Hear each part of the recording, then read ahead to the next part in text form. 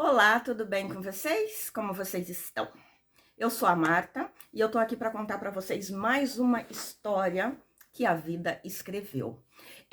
Só para informar vocês, o nome do nosso canal ele teve que sofrer uma leve mudança por causa das diretrizes aí do YouTube e tal. Então agora não se chama mais Canal Sem Censura Oficial. O nome do nosso canal agora é Relatos e Histórias Sem Censura, ok? Mas os e-mails com as histórias vocês podem continuar mandando para canal sem censura oficial @gmail.com, lembrando que o oficial é com 2 Fs, ok? Se você é novo por aqui, seja muito bem-vindo, muito obrigada, gratidão pela sua audiência aos nossos vídeos e deixa o seu like aí para nós, compartilhe o nosso canal, se inscreve, deixa o teu joinha lá, deixa um comentário, etc de tal, para os nossos vídeos começarem a serem entregues para outras pessoas e o nosso canal começar a ser um pouquinho mais conhecido do que ele já é. Ok? Dados os recados, vamos falar da história de hoje. Hoje nós temos uma história muito interessante. Nós vamos falar de algo que está presente no nosso dia a dia, mesmo a gente não se dando conta de que isso está presente. A gente vai falar do mundo sobrenatural, a gente vai falar das coisas que estão em oculto por aí, que, né, acompanham aí a nossa vida, que estão aí no dia a dia, mas que muitas vezes a gente não percebe, a gente não se dá conta. Ok? E nós vamos então conhecer hoje um pouquinho desse mundo e vamos também receber alguns conselhos da pessoa que nos enviou o relato de hoje. Bora lá então, que a história é bem interessante. E o título do relato de hoje, ele ficou como Ocultismo, ficção ou realidade? Bora lá? Olá, eu prefiro não revelar o meu nome.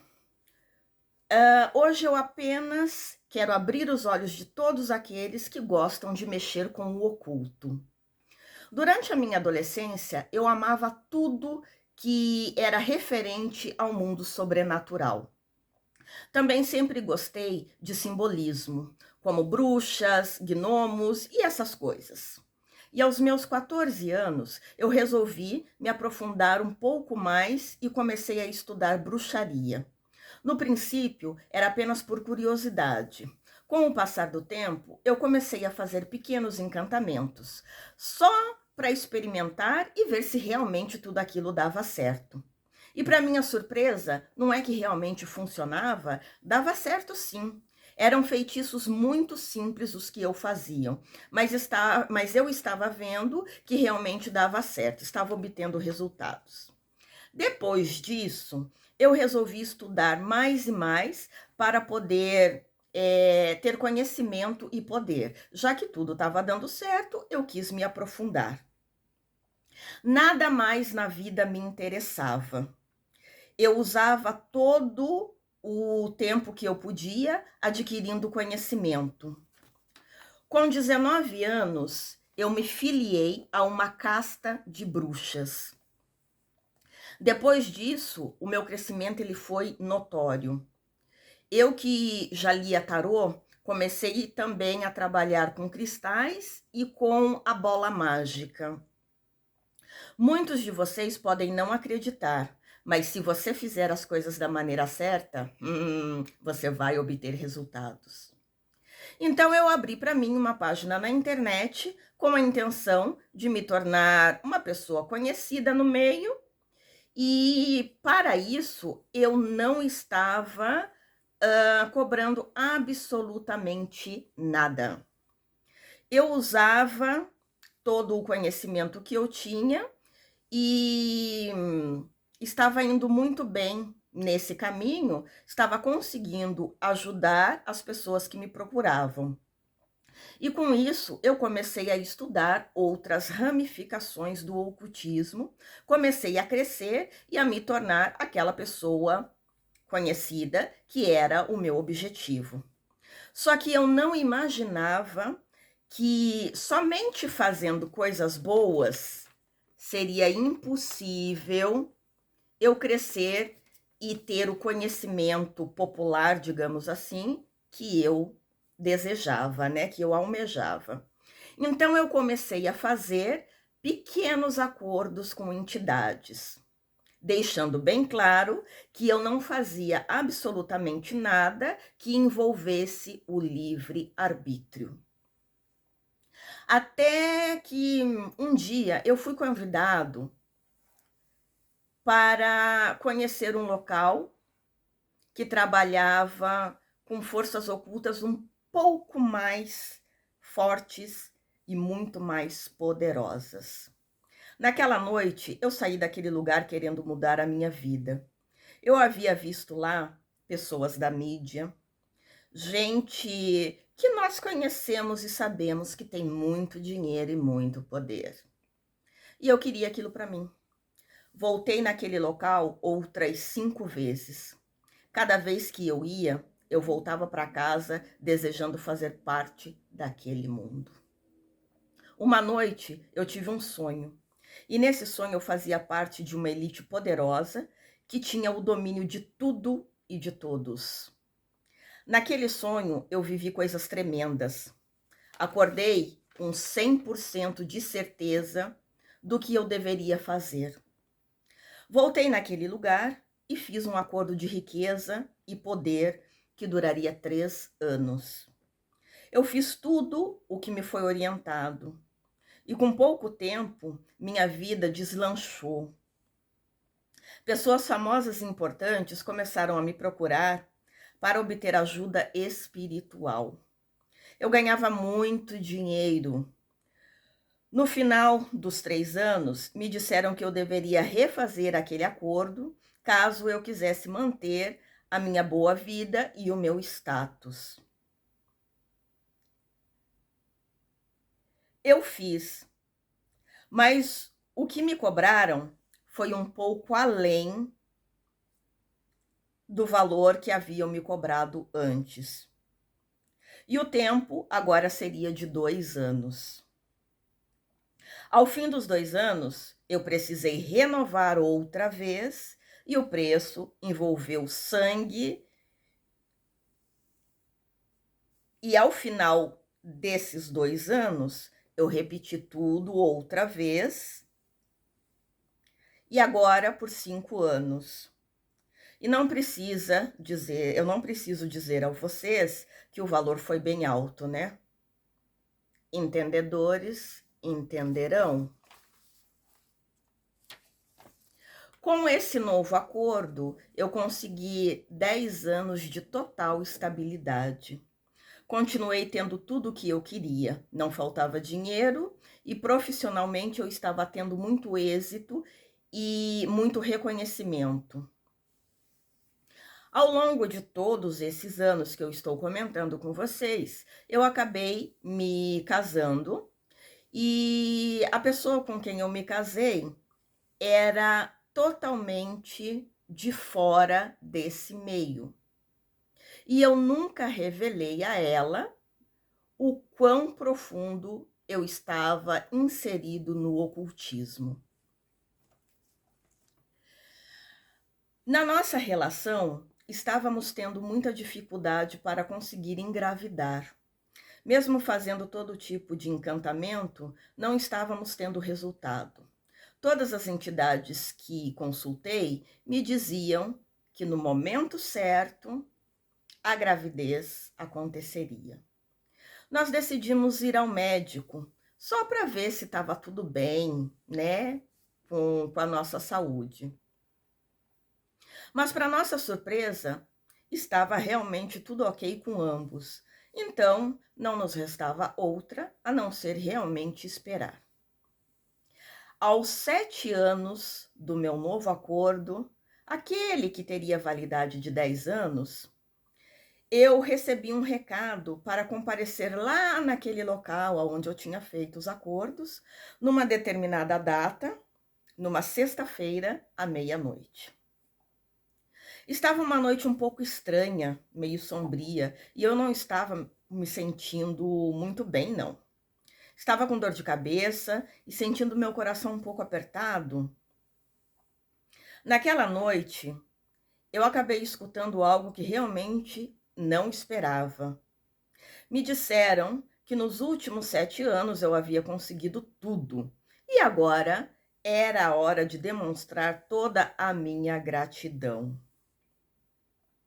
E dessa vez não precisava de dinheiro, não. Eles queriam algo que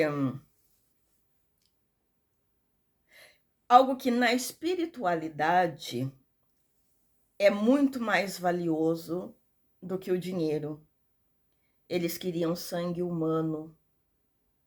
Poderia ser de qualquer pessoa. Eu sabia que algum dia isso poderia acontecer, mas confesso que eu não esperava que fosse agora. Agora era minha a decisão. Eu entregaria ou não? Eu pedi tempo para pensar, pois aquela não era uma decisão fácil de se tomar. Recebi o prazo de 7 dias, então eu deveria voltar lá no mesmo horário. Aqueles 7 dias foram de pura agonia. Todas as noites eu sonhava que alguém me segurava pelo braço direito, quando numa escuridão cobriam o meu braço esquerdo. Foram dias pensando, até que me decidi. Eu havia percorrido um longo caminho para chegar até onde eu havia chego e eu não ia desistir. Não ia desistir agora, não, de maneira nenhuma. Então, eu decidi que eu entregaria um morador de rua. E com isso, eu estaria até ajudando ele, seria um a menos na estatística de pobreza do nosso país. Tudo foi resolvido na noite macabra e a vida continuou seguindo seu curso. 2 anos se passaram e descobrimos a nossa tão desejada gravidez. Tudo correu perfeitamente. Foi um tempo delicioso. Nós desfrutamos de cada fase e de cada momento daqueles 9 meses. Nós só não conseguimos saber qual era o sexo do nosso bebê. Tentamos inúmeras vezes, mas em nenhuma deu certo. Chegou então o tão esperado dia do parto. Escolhemos fazer um parto humanizado, porém, para nossa surpresa, teve que ser uma cesariana, porque após horas que a bolsa já havia estourado, não havia dilatação. E foi exatamente no momento da cesariana que descobrimos que eram 2 bebês. Que alegria! Depois de tanto tempo tentando e esperando, agora a alegria veio de maneira dobrada. Quando meus filhos estavam com 7 dias, foi feita uma cerimônia de agradecimento. Eu não estava presente. Ela foi realizada pela cúpula daquele grupo que eu pertencia. E foi presenciada somente por eles também. No dia seguinte, após a cerimônia, meu mestre me procurou para me dar a pior notícia de toda a minha vida. Ele simplesmente me disse que havia sido gerado 2 bebês, porque um seria meu e o outro era deles. Que essa seria a minha prova de amor e fidelidade às entidades por tudo o que eu conquistei. E o recado foi um pouco mais além. Eu não teria opção. Eles já haviam decidido tudo. Aquela notícia dilacerou o meu coração. Porém, eu nada poderia fazer a não ser chorar e viver o luto. Foi muito difícil. E a minha metade não entendia o porquê daquela morte, já que os 2 nasceram perfeitos e totalmente saudáveis. Essa tristeza e esse segredo irá comigo para o meu túmulo.